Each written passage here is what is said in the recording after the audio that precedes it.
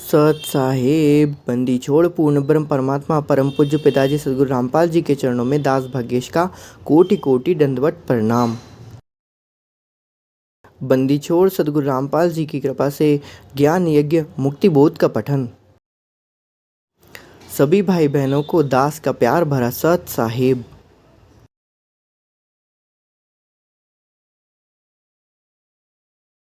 बंदिशोर सदगुरु रामपाल जी भगवान की जय। बंदिशोर पूर्ण ब्रह्म परमात्मा शब्द स्वरूप साहेब स्वरभंगी परम पूज्य पिताजी सत सुप्रसिद्ध गुरु रामपाल जी भगवान के चरणों में दास भाग्येश का कोटि कोटि दंडवत प्रणाम। गरीब नमो नमो सतपुरुष को नमस्कार गुरु की नहीं सुंदर मुनि जन साधवा संतो सर्वसदी नहीं गुरु साहेब संत सब दंडोतम प्रणाम।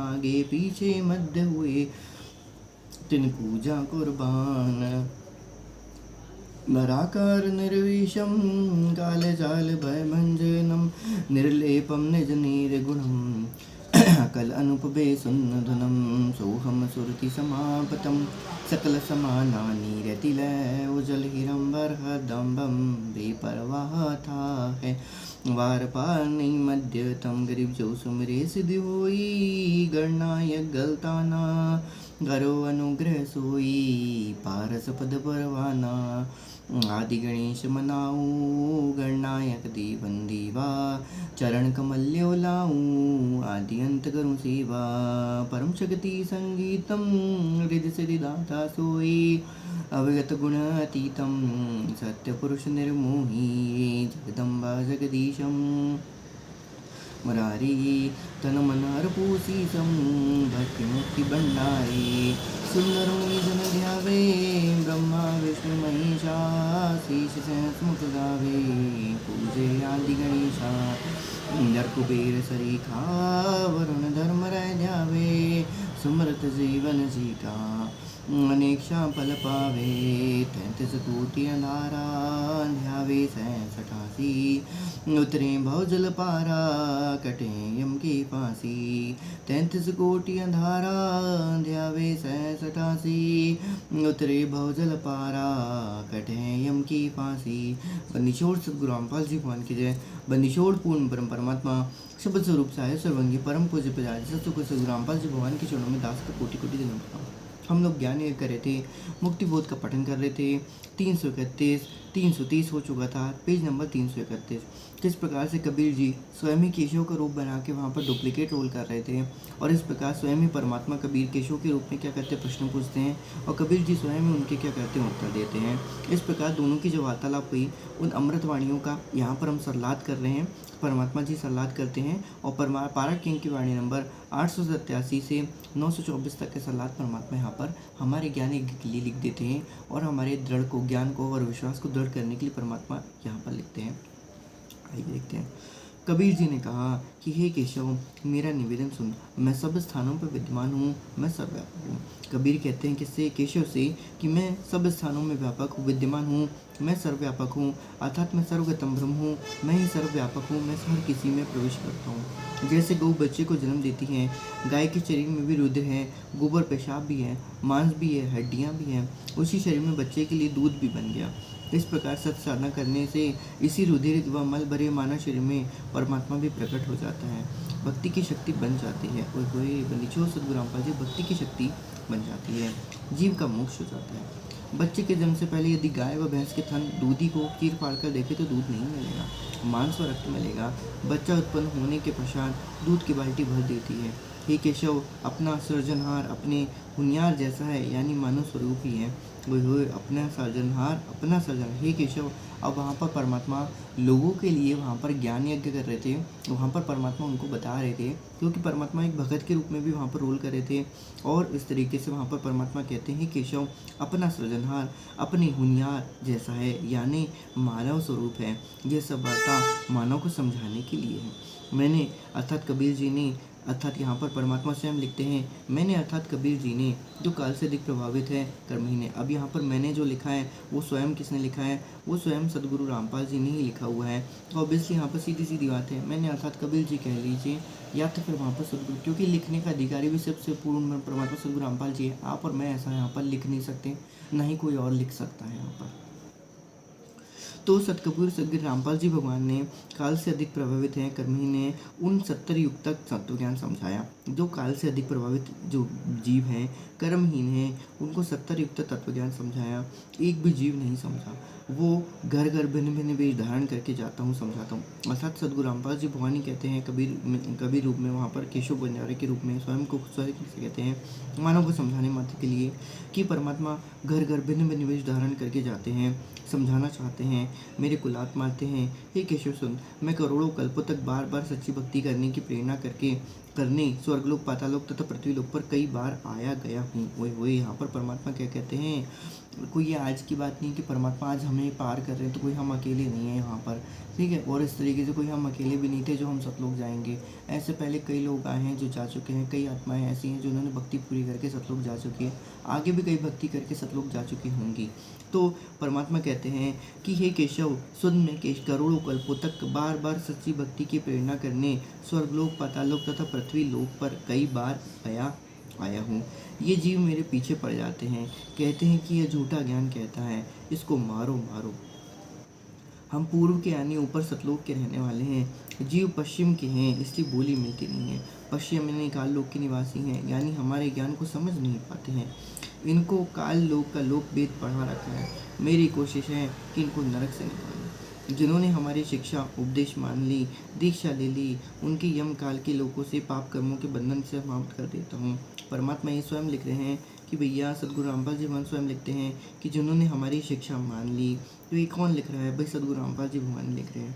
सदगुरु कहते हैं कि जिन्होंने हमारी शिक्षा मान ली, दीक्षा ले ली, जिन्होंने हमारी क्या कर ली, दीक्षा ले ली, है ना, और उनके जम जंजीर काल से लोक कर्मों का पाप कर्मों का बंधन को समाप्त कर देता है। मर्यादा में रह के इस तरीके से परमात्मा देते हैं कि मर्यादा में रहने के पश्चात भक्ति करोगे तो अवश्य वो फलीभूत होगी।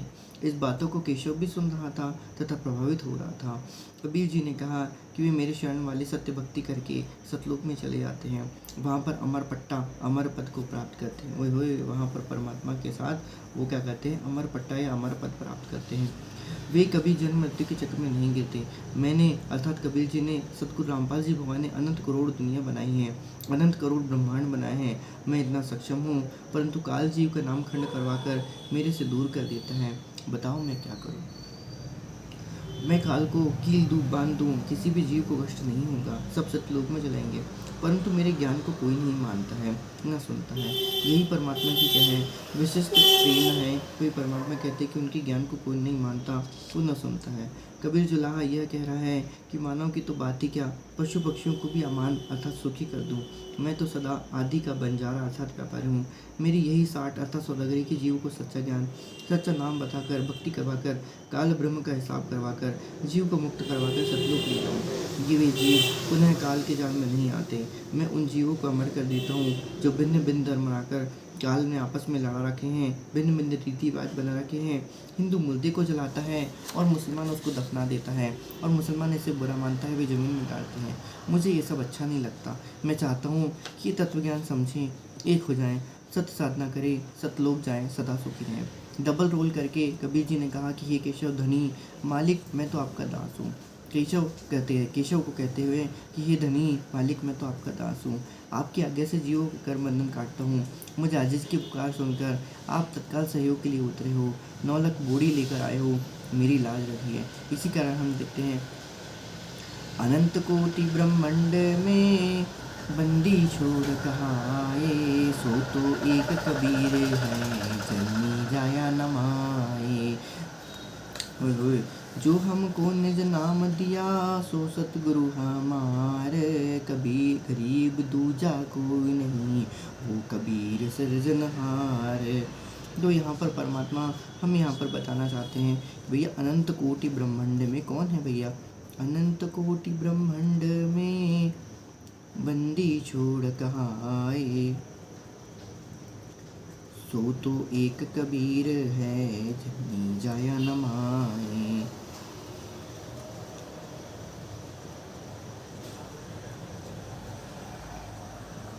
सो बंदी छोड़ अब आगे क्या लिखते हैं कि 9 लाख बोड़ी लेकर आए हो, मेरी लाज रखी है। आपके कारण भगवान की सच्ची भक्ति प्रारंभ होती है। हे केशव उठाई धनी, मैं आपका धन्यवाद करता हूँ कि आपने सब भिक्षु पंथों को, साधुओं को पूर्ण रूप से तृप्त किया है। अर्थात वहाँ पर केशव बंजारे को बोल रहे हैं परमात्मा, जो कि स्वयं ही थे। आप तो कामधेनु अर्थात मनोकामना सब प्रकार खाद्य पदार्थ को देने वाले गाँव देवताओं की गायों के समान हो। मैं आपका छोटा सा फूल यानी बच्चा हूँ। आप सदा साथ रहना। हे मालिक सदगुरु रामपाल जी भगवान, ये आप सदा इस दास के साथ रहिएगा। आप जैसे साथी मेरे साथ हैं, फिर मुझे और क्या चाहिए। मेरे सदगुरु धनी, आप माल भलकर उतरे हो। हे पूर्ण ब्रह्म केशव करतार, मेरी अजब सुनो।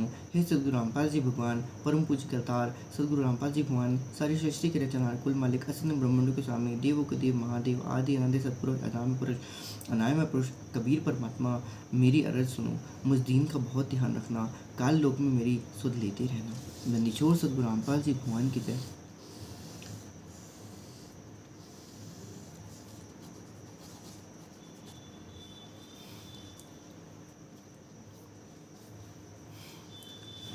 केशव बंजारा भया, बालद भरी विचार, मन इच्छा पूरी करी, खुद कबीर केशव करतार। 332 पेज। पारक के अंक सलाद। परमात्मा की पहचान किस तरीके से की जाती है, आइए देखते हैं। पारक की बंकी वाणी नंबर 925 से 930 में परमात्मा क्या लिखते हैं। सुन कबीर केशव कहे, जो कुछ करो सुकीन, गरीब दास मुख त्यारे तुम्हें दीन बेदीन। हम सदगुरु तो से कहूँ, तुम हो दीन दयाल, गरीब दास आधीन में तुम साहिब अबदाल। अनंत कोटि ब्रह्मांड को त्यारत लगे न बार, गरीब दास केशव कहे तुम ही दारमदार। ओए होए, तुम ही दारमदार हो, यहाँ कल्प नहीं इंच, गरीब दास केशव कहे तुमरे ही परपंच। तुम परपंची आदि का अनंत जीव तुम त्यार, गरीब दास केशव कहे तुम कोली घनसार। अनंत लोक ताना तन्या, गूढ़ी गाटी तुवीनी, गरीब दास केशव कहे तुम कोली परवीन। की वाणियाँ। अब केशव जी के वचन तथा भंडारा संपन्न की वाणी। पारक की वाणी नंबर 925 से 930 में परमात्मा अपनी वाणी का सल्लाद करते हुए स्वयं लिखते हैं। केशव ने कहा कि हे कबीर जी, आप समर्थ परमेश्वर हैं, आप जो चाहो सो कर सकते हो। हे सदगुरु सुनो, आप तो दीन दयाल हो, मैं आपके अधीन हूँ। आप समर्थ साहिब परमेश्वर हो, आपको अनंत कोटि ब्रह्मांड को पार करने में कोई देर नहीं लगती। आप ही दारमदार अर्थात सर्वेश्वर हो, सबके मालिक हो। आप ऐसे प्रपंच सदा से करते आए हो। ओए होए, अपना भेद नहीं देते। हाँ, अपना भेद नहीं देते। भेद परमात्मा स्वयं कहते हैं, जो न वेद से जो मेलू, सो वेद जानते नाही जो। तो परमात्मा की वाणी है ऐसी। तो वही बात है कि परमात्मा अपना भेद नहीं देते। सीधी सी बात है, गुरु तो गुरु ही होता है, और परमात्मा के भेद हर किसी को परमात्मा दे भी नहीं सकते। तो एक बहुत ही बिरली आत्मा होती है जो परमात्मा जिसको अपना भेद देते हैं, या परमात्मा उसको दे सकते हैं। फिर भी उस चीज़ के लिए परमात्मा कितना आपको नीचे देगा, वो तो आप ही जान सकते हैं। वो दास क्या ही बोल सकते हैं। आगे आइए देखते हैं। आप सबकी उत्पत्ति करता हो, मोक्ष दाता हो, सुख के दाता हो, सुख के सागर हो, जीवन के सच्चे साथी हो। आप सर्वसृष्टि ताना बुनने वाले कोली जुलाहा हो, यानी सब ब्रह्मांडों के रचनहार हो। अब पारक के इनकी वाणी नंबर 931 से 939। आइए देखते हैं। केशव चले सुधाम को, 9 लख बोड़ी लीन, गरीब दास बंधन किया, भाजत है सुरबीन। केशव और कबीर जित मिलत बेताएक, गरीब दास कबीर हरि धरते नाना भेक। बंजारे और बैल सब लाए थे भरमाल। गरीबदास सतलोक को चले गए तत्काल। आवत जाते नाल के कौन धाम प्रकाश। गरीबदास बूझी हैं कहाँ गए हरिदास। हरि में हर के दास हैं दासन के हरि पास। ओए होए हरि में हर के दास हैं दासन के हरि पास। गरीबदास पद अगम गति चाहत की उदास। ये परमात्मा ने बहुत प्यारी वाणी लिखी है यहाँ पर, और ये परमात्मा ने हमको कई बार समझाया है कि परमात्मा ने हमको एक बार और पारक के वाणी नंबर 1 वाणी कुछ है ऐसी वाणी परमात्मा ने जिनमें हमको बताया था कि भैया कि भक्त द्रोह मम कीजिए भक्त द्रोह मम दो, क्योंकि मेरे भक्त जो होते हैं मेरे उर में बसते हैं और मैं उनके उर में बसता हूँ। बस परमात्मा ने यही बात कही थी और वही बात परमात्मा यहाँ पर लिखते हैं। हरि में हरि के दास हैं दासन के हरि पास। गरीब दास पद अगम गति चाहत की उदास। कलो सिकंदर पादशाह क्यों व्यर्था बखत गमाए। गरीब दास उस पीर के तन मन लागी भाई। गीता शहर कबीरे का हमें बहुत नीक। गरीबदास चाहत की के लगी जुबान मीख। गुंग भय भूली नहीं जुबाब जुबान। गरीबदास मारिया पड़ा बिन शर करें अमान। एता दोष धरे जहाँ कहाँ दग्ध जमी असिमान। गरीबदास मुनि नहीं गुंग द्वार मुख कान। मुक्ति वो 3 पेज नंबर 333। पारक के अंक वाणी नंबर 331 से 339 का सरनामा। केशव रूपधारी परमेश्वर कबीर जी ने सब बैलों तथा बंजारों को आज्ञा दी कि तुम स्वधाम को चलो। इतना कहते ही सब निकल पड़े। गंगा दरिया पार कर गए। कुछ देर बाद सिकंदर राजा को नहीं देखा। वो 9 लाख बैल 1 लाख सेवादार कोई भी दिखाई नहीं दिए। तब सिकंदर लोधी राजा ने केशव को पूछा कि हे केशव वे सब कहाँ गए। केशव बोला कि सब सतलोक से आए थे, सब लोग चले गए, मैं भी चलता हूँ। यूँ कहकर केशव कबीर जी में समा गए। संत गरीबदास जी ने कहा है कि कबीर परमेश्वर स्वयं में भिन्न भिन्न रूप बनाकर लीला करते हैं। बंजारे तथा बैल माल भरकर लाए थे, सतलोक में तत्काल चले गए। शेख तकी जो सिकंदर राजा का मंत्री व पीर था, उसके तो तन मन में आग सी लग गई और राजा के कहने लगा कि चलो यहाँ क्यों समय व्यर्थ करे हो। जैसे कबीर का शहर है ऐसे हमारे अनेक हैं। इनसे क्या भंडारा किया है, मोहचा सा किया है।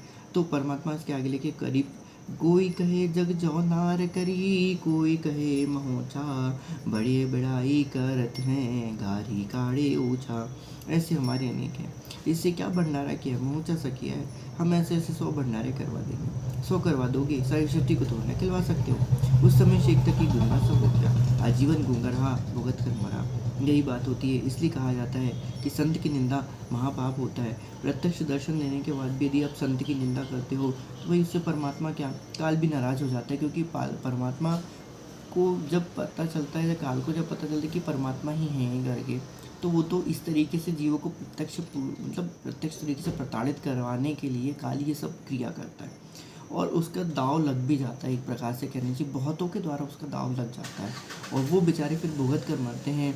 तो फिर परमात्मा को स्वयं ही दुखी होता है। इसलिए परमात्मा खुद को स्वयं दुखी ना करते हुए परमात्मा ऐसी लीला करते कि भाई साहब ठीक है जैसा है कोई दिक्कत नहीं, आप इस जन्म में नहीं समझ पाए कोई बात नहीं अगले जन्म में।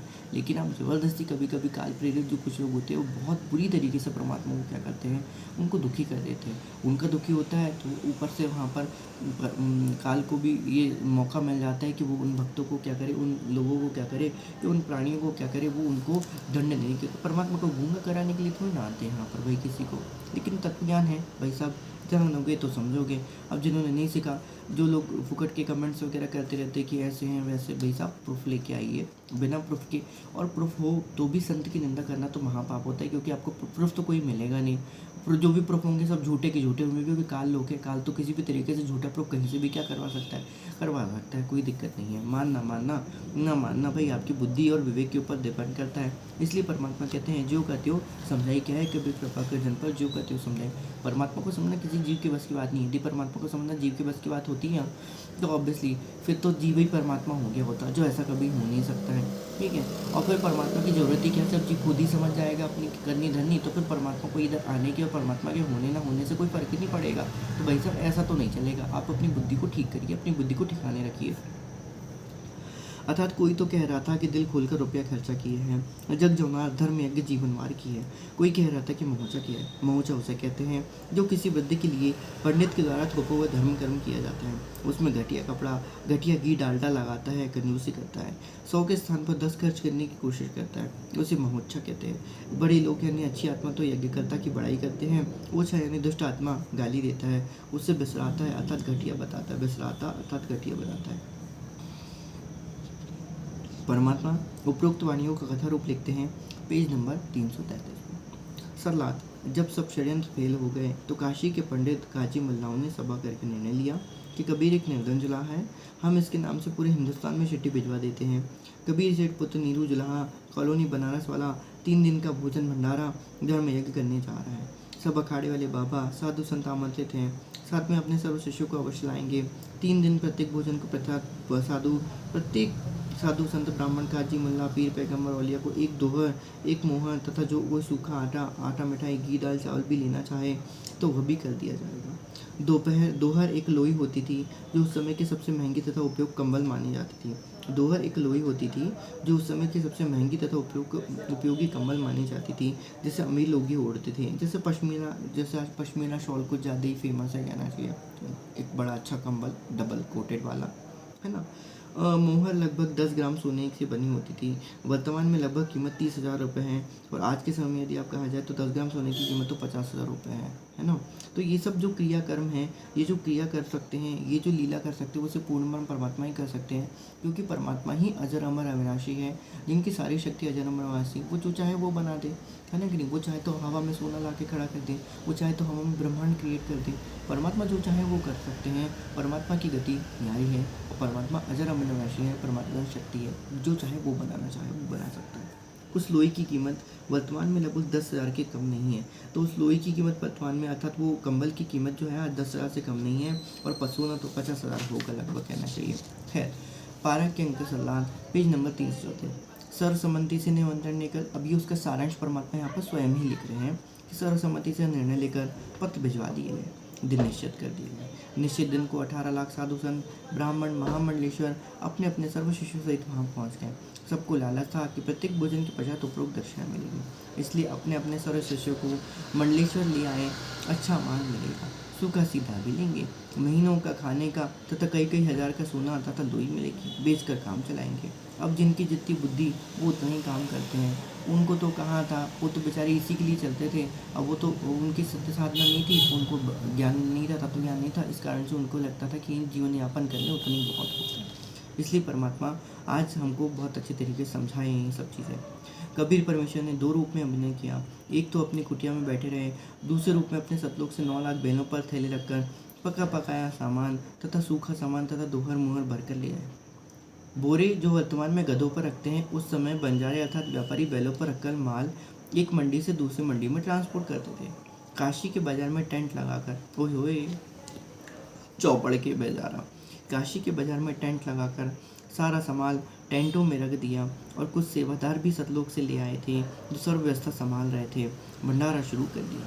3 दिन तक चिट्ठी में लिखे अनुसार सब दक्षिणा दी गई। उस समय भोजन भंडारे में दिल्ली का राजा सिकंदर लोदी भी आया तथा उसका निजी पीर शेख तकी भी आया।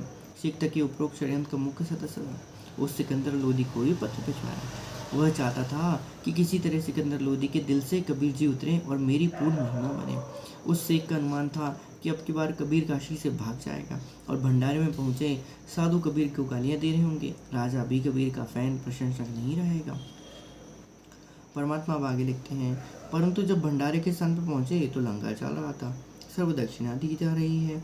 सब साधु तथा अन्य व्यक्ति भोजन खाकर दक्षिणा लेकर कबीर सेठ की जय जयकार बोल रहे हैं। ओए होए बंदी चो सतगुरु रामपाल जी भगवान की जय। बादशाह सिकंदर लोदी ने पता किया कि भंडारा करने वाला कहाँ है। बताया गया कि उसे सामने वाले बड़े टेंट तंबू में है। राजा तथा शेख तक उस तंबू में गए और पहले अपना परिचय दिया, फिर उसका परिचय पूछा। तंबू में बैठे सेठ ने परिचय बताया कि मेरा नाम केशव है, मैं बंजारा हूँ। कबीर जी मेरे मित्र हैं। अबल जी कबीर जी मेरे पगड़ी बदलनिहार हैं। उनका मेरे पास संदेश गया था कि एक छोटा सा भंडारा करना है, कुछ सामान लेकर आना। मेरा भी निमंत्रण भेजा था। राजा सिकंदर लोदी ने पूछा कबीर जी क्यों नहीं आए।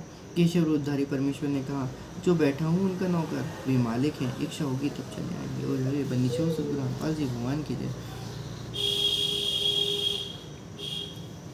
उनकी कृपा तथा आदेश से सब ठीक तो चल रहा है। आप जी भोजन करें। राजा ने कहा, पहले उस सुभान अल्लाह, ओए होए, उस सुभान अल्लाह बंदी छोड़ रामपाल जी भगवान की जय। उस सुभान अल्लाह सदगुरु रामपाल जी भगवान के दर्शन करूँगा, बाद में भोजन करूँगा। कितनी प्यारी बात उन्होंने लिखी है। पहले परमात्मा को भोजन लगाएगा, दर्शन करूँगा, उसके बाद में भोजन करूँगा। ओए होए, बंदी छोड़ सदगुरु रामपाल जी भगवान की जय। यह कहकर हाथी पर बैठकर राजा सिकंदर कबीर जी की कुटिया पर पहुंचे। साथ में कई अंगरक्षक भी थे। कबीर परमेश्वर जी को संत रविदास जी सुबह ही बता दिया था कि कबीर जी, आज तो विरोधियों ने बनारस छोड़कर भागने का कार्य कर दिया। आपके नाम से पत्र भेज रखे हैं और ऐसा ऐसा लिखा है। कबीर लगभग 18 लाख व्यक्ति साधु संत लंगर खाने पहुंच चुके हैं। कबीर जी ने कहा कि मित्र, आप बैठ जाओ, दरवाजा बंद करके सांकल लगा ले। आज का दिन बिताकर रात्रि में अपने परिवार को लेकर भाग जाऊंगा। अन्य कहीं शहर में निर्वाह कर लूँगा। जब उनको कुछ खाने को मिलेगा ही नहीं तो जलाकर गाली गलौज करके चले जाएंगे। हम सांकल खोलेंगे ही नहीं। यदि किवाड़ तोड़ेंगे तो हाथ जोड़ लूँगा। मेरा सामर्थ आप जी को भंडारा कराने का नहीं है। अब ये परमात्मा बोल रहे हैं कि एक भगत की तरीके से परमात्मा यहाँ पर बताना चाह रहे हैं कि भाई जो भी कुछ करता है परमात्मा ही करता है। तो कभी किसी को इस तरीके से अपने कोई भी हो जो भी, क्योंकि परमात्मा ही कराए सैया मन में लहर उठाए। दादू सिरधर अपना अपने जीव की क्या औकात है कि वो क्या कर सके भैया, कोई भंडारा करा सके। भाई जीव की तो इतनी औकात भी नहीं है कि वो खुद अपनी इच्छा से श्वास ले सके, ठीक है। वो तो परमात्मा की क्या है, कृपा रहती है। तो यही परमात्मा एक लीला करके बता रहे हैं, एक लीलामय तरीके से बता रहे हैं कि एक भगत को किस तरीके से होना चाहिए। कि हम सांकल खोलेंगे नहीं, यदि किवाड़ नहीं तोड़ेंगे तो हाथ जोड़ लूँगा कि मेरे सामर्थ आप जी को भंडारा कराने का नहीं है। गलती से पत्र डाले गए, मारो भावे छोड़ो। दोनों संत माता लेकर भक्ति करने लग गए। तो ये परमात्मा ने स्पेशल यहाँ पर जो चीज़ बताई हुई है पेज नंबर 335 पे, ये हम सबको ध्यान रखने वाली बात होती है, जो कि एक साधक को हमेशा ध्यान रखनी चाहिए कि यदि उससे कुछ बने अथवा ना बने, चाहे कितनी भी बुरी परिस्थिति आ जाए, चाहे कुछ भी हो जाए, उस समय परमात्मा को माला लेकर अर्थात तो उसके श्वास और सांसों का सिमरन करने लग जाओ। जो मंत्र मिला उस मंत्र का क्या करने लग जाओ, भक्ति करने लग जाओ। तो ये समस्या जो होती है आपस में आपस ही स्वतः ये समस्याएं क्या होती हैं, टल जाती है। जैसे अभी बहुत सारी समस्याएं चल रही हैं, ठीक है। तो परमात्मा एक्चुअल में लीलामय तरीके से परमात्मा क्या करते हैं, लीला करने की कोशिश करते हैं। और एक्चुअली में परमात्मा को लीला करने की उतना ज़्यादा आवश्यकता भी नहीं होती है कभी कभी, क्योंकि उनके पास पराननी पटरानी सिद्धि है। तो ऑब्वियसली ये पराननी पटरानी सिद्धि भी उनकी परीक्षा ले लेती है कि देखूँ तो यदि तुम्हारे के भगत जो हैं वो कितने भगत बने फिरते हैं। मतलब जस्ट ऐसी थिंकिंग में बता रहा हूँ कि ऐसा होता है, क्योंकि सभी लोग ये स्पेशल परमात्मा के भक्तों की परीक्षा परमात्मा लेते हैं, लेकिन एक्चुअली में उनका माध्यम कोई और होता है ना। जैसे ब्रह्मा विष्णु महेश भी परीक्षा लेने आते, देखो तो यदि किस बड़ा भगत बना करता है कहना चाहिए। फिर काल भी लेने आते, बड़ा भगत करता है, देखता हूँ ये कैसे कर रहा है, क्योंकि ये होता है, ये ऑटोमेटिक एक सिस्टम बनाया हुआ परमात्मा की प्रकृति ने, परमात्मा ने एक विधान बनाया हुआ है। तो इनको स्पेशल खुद से ही कोई लेने की जरूरत है। बहुत स्पेशल केस हो तो बहुत स्पेशल केस होता है, तब परमात्मा स्वयं क्या करते लीला। अर्थात तो फिर तो ये परमात्मा की लीला ही है। पूरा संसार परमात्मा था कि नहीं सर्वव्यापक हो, तो कोई मेरे से भिन्न नहीं है कहना चाहिए। फिर भी परमात्मा की लीला, जैसा चाहे वैसा करें। तो माला लेकर भक्ति करने लगे। ये स्पेशल बात परमात्मा ने हमको यहाँ पर बताई है कि यदि कुछ भी ऐसा हो जाए आपके जीवन में जो आपको समझ में ना आ रहा हो, कभी कभी परमात्मा भक्तों की परीक्षा करने के लिए बहुत सारी ऐसी लीलाएं कर देते जो समझ में नहीं आती है। साध संगति में भी परमात्मा ने बहुत सारी लीलाएं करी हैं।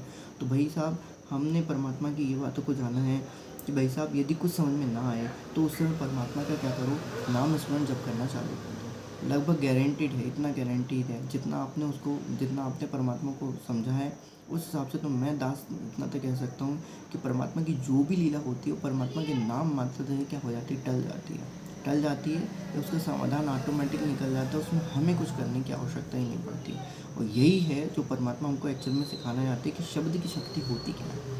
तुम जो चाहते हो वो शब्द की शक्ति आज तक तुमने समझी नहीं है। तुम एक छोटी चीज़ को शब्द की शक्ति मान लेते हो, लेकिन शब्द की शक्ति से क्या नहीं किया जा सकता। परमात्मा ने ये बता, परमात्मा सिर्फ एक शब्द से पूरी शक्ति रच दी थी, पूरी सृष्टि रची एक शब्द से यदि कहा जाए तो, ठीक है। और वो फिर शब्द और छोटे छोटे होते हुए थे, फिर यहाँ तक आए। तो वही यहाँ पर है कि उस शब्द को लेकर, उस माला को लेकर भक्ति करने लग गए। माला लेकर भक्ति करने लगे, सांकेतिक मानते कि भैया उन्होंने क्या किया, माला जपना चालू कर दिया। जब तो रहे थे रविदास। परमात्मा को जपने की जरूरत नहीं, क्योंकि परमात्मा भक्ति कराती, लेकिन भक्त के लिए परमात्मा ने क्या करी, यहाँ पर क्या करी, एक भगत के होने की परमात्मा ने क्या करी, लीला करी है कि भक्त को क्या करना चाहिए। जब परमात्मा, जैसे कि परमात्मा ने अर्जुन को भी कहा था, तुम यहाँ पर ये वाली जो लीला है अर्जुन को जो परमात्मा ने कही थी ना, वो कौन सी, हाथी पे चल के दारू पीने वाली, जो गंगोदक भर के, जो दारू की बोतल में गंगोदक भर के जो लीला करने परमात्मा, उन्होंने कहा था भैया तुम्हारे बस की बात नहीं है मेरी लीला समझना, तो एक काम करो, तुम क्या करो, तुम मंत्र जप करो करके, तुम इस लीला में पढ़ो ही मत, सीधी सी बात है। उनके परमात्मा ने वहाँ पर उसका संकेत मान दिया था, भाई तुम इस लीला में पढ़ो ही मत। और यहाँ पर भी परमात्मा लिखते हैं कि दोनों संत माला लेकर भक्ति करने लग गए। लीला है, समझ में ना आए तो ठीक है भैया, परमात्मा के ऊपर छोड़ दो, उस समय स्वतः ही क्या हो जाएगा, बीत जाएगा। लीला में जब पार्टीशन, वही बात आती है, ज्ञान से ही समझ में आएगा, ऐसा समझ में नहीं आ सकता। मुँह बोले माता पिता तथा मृतक जीवित किए हुए लड़का तथा लड़की सुबह सैर को गए थे। मुँह बोले उनके जो माता पिता थे नीलोनी मते तथा मृतक जीवित किए हुए लड़का तथा लड़की कमाल तथा कमाली, वो सब सुबह सैर को गए थे। इतने में दिल्ली के बादशाह सिकंदर लोदी ने दरवाज़ा खटखटाया। अब ये सब जो भेजा था वो परमात्मा ने उनको सहसा पट्टे के लिए भेज दिया था, है ना कि नहीं। इतने में दिल्ली के बादशाह सिकंदर लोदी ने दरवाज़ा खटखटाया। संत रविदास जी ने कहा, प्रभु लगता है कि अतिथि यहाँ पर भी पहुँच गया। कबीर जी ने कहा कि देख, सुराग से बच्चे तो नहीं आ गए हैं। रविदास जी को देखकर बताया कि नहीं, कोई और भी है। 2-3 बार दरवाज़ा खटखटाया। राजा सिकंदर ने अपना परिचय देकर बताया कि आपका दास सिकंदर आया है, आपके दर्शन करना चाहता है। परमेश्वर कबीर ने कहा, राजन आज दरवाज़ा नहीं खोलूँगा, मेरे नाम से झूठी चिट्ठियाँ भेज रखी हैं, लाखों संत भक्त पहुँच चुके हैं, रात्रि होते ही मैं अपने परिवार को लेकर कहीं दूर चला जाऊँगा। सिकंदर लोदी ने कहा, परवरदिगार आप मुझे नहीं बहका सकते, मैं आपको निकट से जान चुका हूँ, एक बार दरवाज़ा खोलो, मैं आपके दर्शन करके ही जलपान करूँगा। परमेश्वर की आज्ञा से रविदास जी ने दरवाज़ा खोला तो रविदास सिकंदर लोदी मुकुट पहने पहने ही चरणों में लौट गया और बताया कि आप अपने को छिपा कर बैठे हो। आपने कितना सुंदर भंडारा लगा रखा है। जब भंडारा इतना सुंदर है तो उस बनाने वाला कितना सुंदर नहीं होगा। क्या वहाँ पर दाढ़ी मूछ वाले नहीं थे, अब मानना है तो मानो, नहीं मानना तो मानो, दाढ़ी मूछी वाले वहाँ पर नहीं थे। वहाँ पर पूर्ण में परमात्मा सद्गुरु रामपाल जी भगवान वहाँ पर थे। आपका मित्र केशव आपके संदेश को पाकर सर्व सम्मान लेकर आया है। आपके नाम से अखंड भंडारा चल रहा है। ओए होए, अखंड भंडारा चल रहा है। 3 दिन का भंडारा जो होता है वो होता है अखंड भंडारा होता है। सर्व अतिथि आपके दर्शनाभिलाषी हैं, कह रहे हैं कि देखे तो कौन है कबीर सेठ जिसने इसे खुले हाथ से लंगर कराया। मेरी भी प्रार्थना है कि एक बार भंडारे में घूमकर सबको दर्शन देकर कृतार्थ करूं। तब परमेश्वर कबीर जी ने उठे और कुटिया से बाहर आए। ओए होए, बनीचोर सद्गुरु रामपाल जी भगवान के चरण दास का कोटि कोटि दंडवत प्रणाम। तो आकाश में कबीर जी के फूलों पर वर्षा होने लगी तथा आकाश से आकर सिर पर मुकुट, सुंदर मुकुट अपने आप पहना गया। ओए होए, तब हाथी पर बैठकर कबीर जी तथा रविदास जी पर राजा चले तो सिकंदर लोदी और परमेश्वर चंवर करने लगे और बोले कि पीलवान से कहा कि हाथी को भंडारे के साथ से लेकर चल।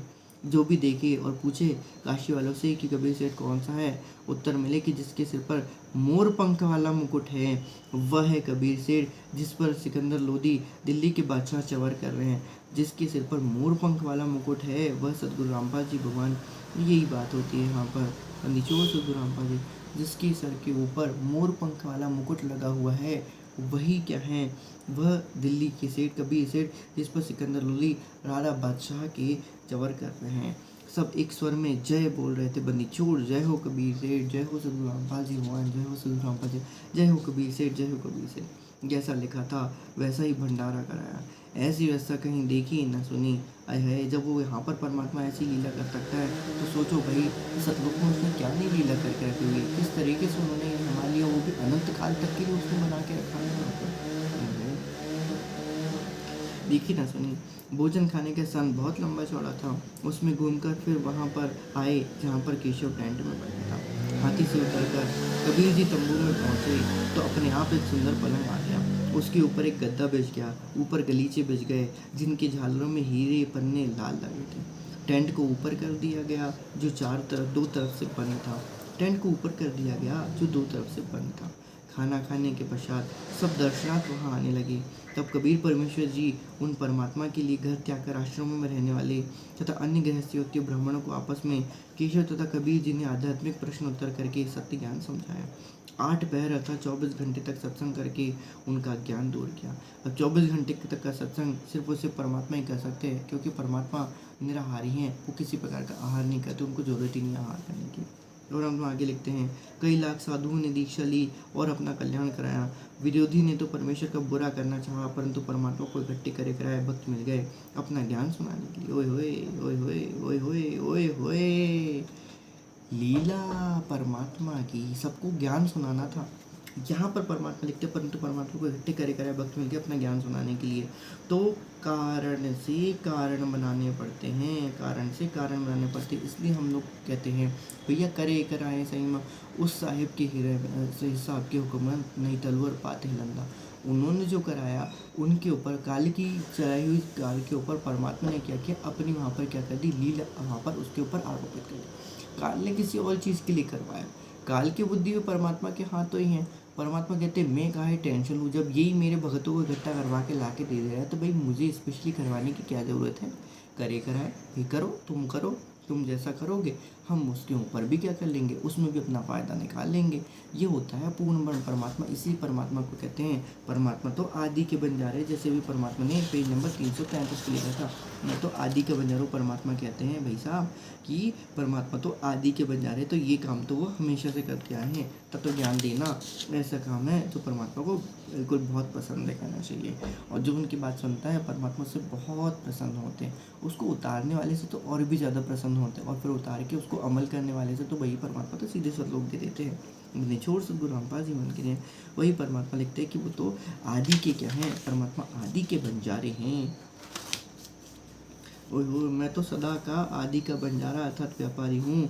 मैं तो सबको सुखी करने वाला व्यापारी हूँ। मैं तो उनसे कुछ लेता ही नहीं हूँ, फिर भी उनको सच्चा सौदा करके उनको क्या करता हूँ, सुखी कर देता हूँ। आगे परमात्मा क्या लिखते हैं, उन भक्तों को सतलोक से आया हुआ, पेज नंबर 335 चल रहा है, 337 हम देख रहे हैं। उन भक्तों को सतलोक से आया हुआ भोजन, उस भोजन उत्तम भोजन कराया जिसमें खाने से अच्छे विचार उत्पन्न हुए। ये इम्पोर्टेंट बात थी। काल के लोक में रह रहे कि काल के खाना खाने से हम लोग की बुद्धि भी क्या हो चुकी है, लगभग मलिन हो चुकी है।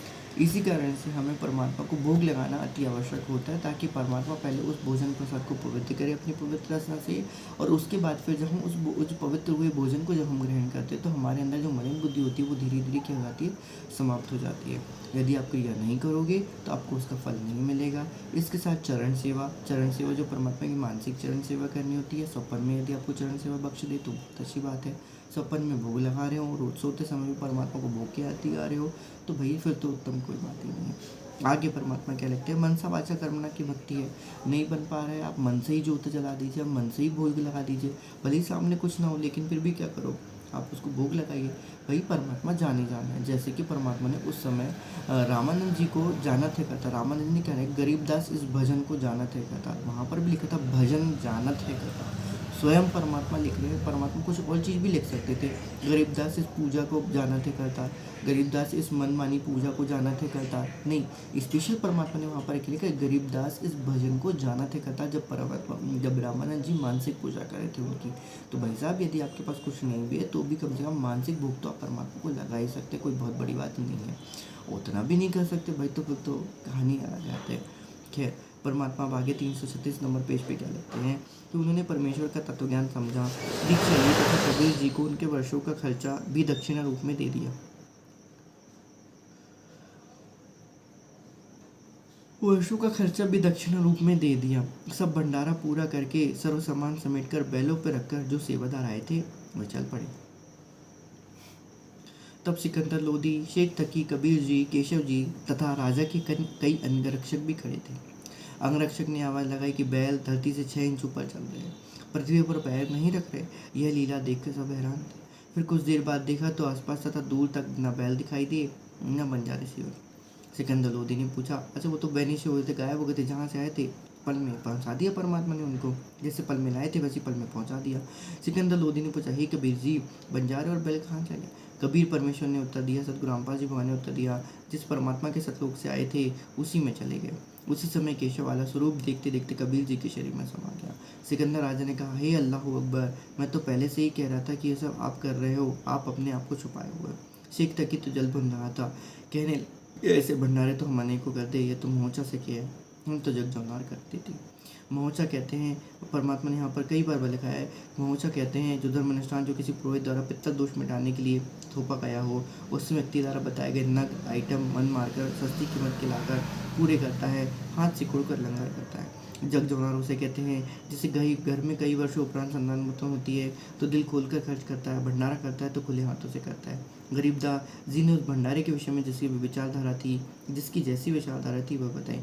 कोई कहे जग जौन करी है, जग जौनार करी है, कोई कहे मोछा, बड़े बड़ाई किया करे, गाली गाड़े ओछा।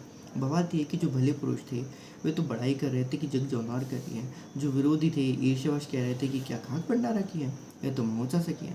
जब सीख तक नहीं वचन कहे तो बेचारा गूंगा बहरा सा हो गया। शेष जीवन पशु की तरह जिया। अन्य के लिए उदाहरण बना कि अपनी ताकत का दुरुपयोग करना अपराध होता है, उसका भयंकर फल भोगना पड़ता है। ओए तो ये परमात्मा सभी के लिए यहाँ पर लिख रहे हैं, सब जीवों के लिए भी परमात्मा यहाँ पर लिख रहे हैं, और इवन काल के लिए भी परमात्मा यहाँ पर ये बात लिख दे रहे हैं। उसको मन के लिए भी ये परमात्मा लिख दे रहे हैं, और ये 5 प्रकृतियों और 25 प्रकृतियों के लिए भी 3 गुण और 25 प्रकृतियों के लिए भी परमात्मा यहाँ पर उनको सीधे सीधे उनको वार्निंग दे रहे हो। परमात्मा की तरफ से क्या है कि परमात्मा की वार्निंग है उन सबको।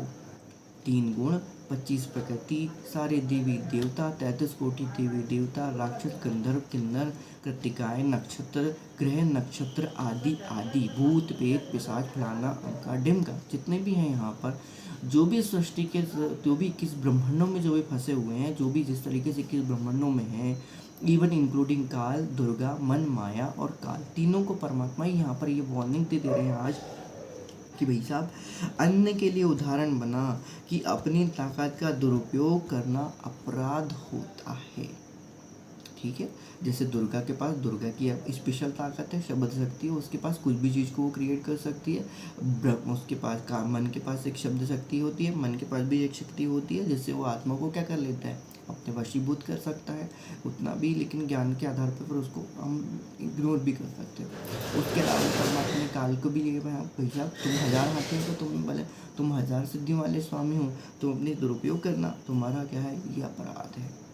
3 गुण, 5 तत्व और 25 प्रकृति को भी परमात्मा ने यहाँ पर ये वार्निंग दे दी कि तुम लोग भी क्या कर रहे हो, अपनी ताकत का दुरुपयोग कर रहे हो। किसके वशीभूत होके, काल के वशीभूत होके यदि तुम ये सब कार्य, काल मन और माया के वशीभूत होके यदि तुम ये सब काम कर रहे हो, या स्वयं के भी वशीभूत होकर तुम अपनी ताकत का दुरुपयोग कर रहे हो, तो ये अपराध है, उसका भयंकर फल भोगना पड़ता है। इसलिए इनकी परमात्मा ने पहले इनको बोल दी थी कि तुम्हें बार बार जन्म और मृत्यु का क्या करना पड़ेगा, सामना करना पड़ेगा, क्योंकि तुम आने वाले समय में अपनी शक्तियों का दुरुपयोग करोगे ही करोगे, इसमें कोई भी संशय मात्र नहीं है। परमात्मा ने करोड़ों सृष्टियाँ रची, करोड़ों दुनिया रची, दुनिया और सृष्टि में ज़्यादा फर्क नहीं है। सृष्टि अर्थात कि सब लोग के नीचे की सृष्टियाँ कई बार रच की जा चुकी हुई, मानो अथवा मत मानो, ऐसे कई काल आए हैं, कई काल और आगे भी चले जाएंगे।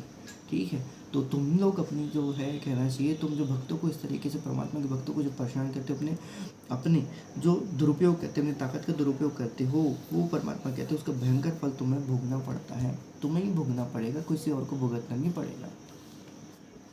खैर, तो ये परमात्मा ने क्या कर दिया, यहाँ पर वार्निंग दे दी है, यहाँ पर इवन इंक्लूडिंग सभी को दी है, इवन ये भक्तों को भी ये दी है परमात्मा ने वार्निंग कि यदि तुम अपनी ताकत का उपयोग करके किसी और को दबाने का प्रयास करते हो, तो भाई साहब आप उसको दुरुपयोग करना, आप दुरुपयोग करना, आप अपराध करो, परमात्मा के आप अपराधी हो। इसलिए परमात्मा कहते भक्त द्रोह मम कीजिए, भक्त द्रोह मम दो।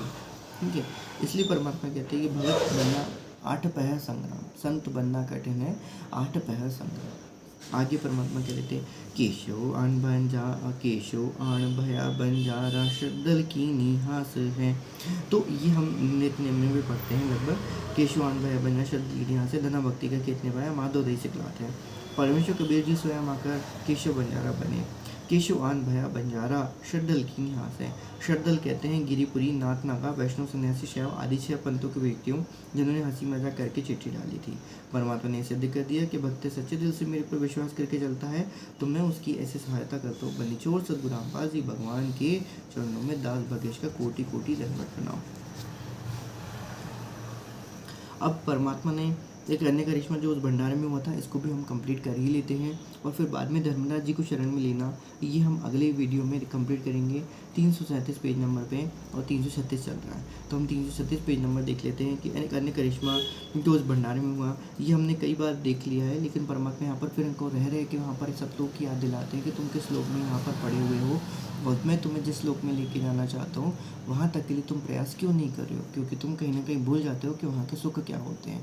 तुम यहाँ छोटे छोटे सुखों को क्या कहते हो, सुख मान लेते हो, जबकि तुम सबसे बड़ा सुख जो सतलोक में रहने का सुख है वो तुम अभी तक तुम भूल क्यों जाते हो। इसलिए परमात्मा बार बार रह रहे कि हमको ये सब बात याद दिलाती कि सतलोक में ऐसा है बेटा, सतलोक में बच्चों वैसा है, तुम यहाँ से ऐसे थे, यहाँ से ऐसे आ गए।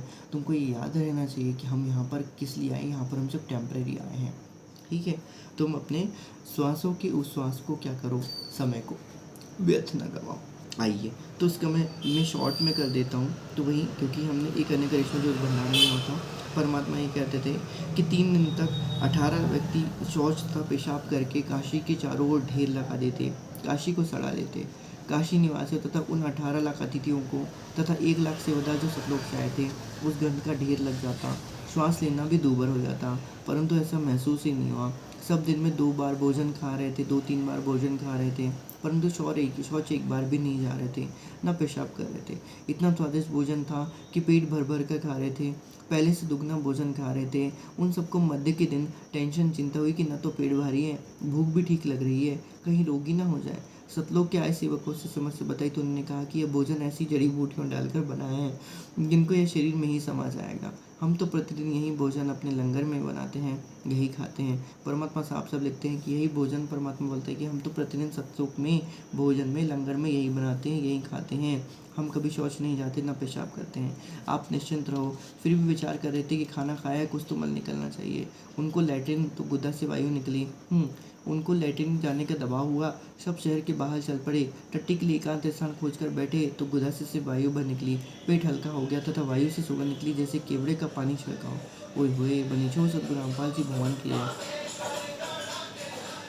यह सब देखकर सब सेवादारों को बात पर विश्वास हुआ, तब उनका भय समाप्त हुआ। परंतु फिर भी सबकी आंखों का ज्ञान पे पट्टी बनी थी। परमात्मा कबीर जी ने को परमेश्वर नहीं स्वीकारा। पुराणों में प्रकरण आता है कि अयोध्या के राजा ऋषभदेव जी राज त्याग कर जंगलों में साधना करने गए थे। उनका भोजन स्वर्ग से आता था, उनके मल पखाने से सुगंध निकलती थी। आसपास के क्षेत्र के व्यक्ति इसको देखकर आश्चर्यचकित होते थे। इसी तरह सतलोक का भी भोजन आहार करने से केवल सुगंध निकलती है, मल नहीं निकलता। और स्वर्ग तो सतलोक की नकल है, जो नकली या फिर डुप्लीकेट है। बंदीछोड़ सदगुरु बंदीछोड़ सदगुरु रामपाल जी भगवान की जय। बंदीछोड़ पूर्ण ब्रह्म परमात्मा सदगुरु सत्य साहिब सदगुरु रामपाल जी भगवान सतशुक्र सदगुरु रामपाल जी भगवान के चरणों में दास का कोटि कोटि प्रणाम। आगे हम देखेंगे धर्मदास जी को परमात्मा ने किस तरीके से शरण में लिया, पेज नंबर 337 पे। आइए हम बंदीछोड़ का गुणगान करते हैं। बंदीछोड़ सदगुरु रामपाल जी भगवान की जय।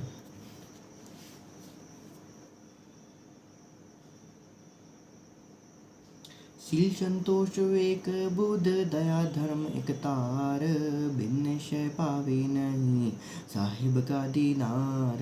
आत्म प्राण उधार ही ऐसा धर्म नौर, कोटि यज्ञ स्मेघ फलम शब्द समाना भौर। निचोड़ जो बच्चा गौ की नजर में यूं साईं को संत, हरिजन के पीछे फेरे भक्त पशुल भगवंत। धारी मेरे संत की मुँह से मिटे नंस, बुरी भली भाषे नहीं सोई हमारा बंस। देही माही विदेही है साहब न स्वरूप, अनंत लोक में रम रही शक्ति की रंग न रूप। बनीचो सदगुरु रामपाल जी भगवान की जय। एक घड़ी आधी घड़ी आदि में पुनियाद, कबीर संगत साधु की कटे कोटि अपराध।